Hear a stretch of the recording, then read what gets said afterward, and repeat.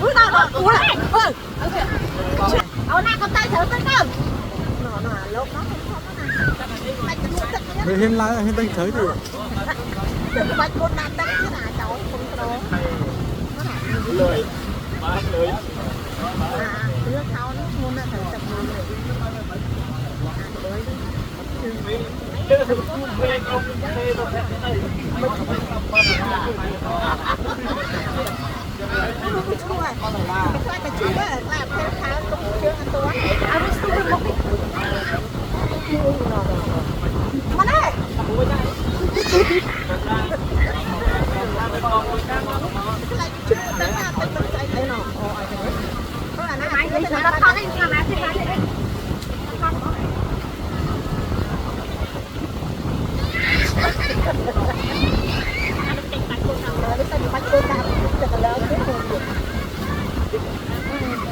Này, mà này.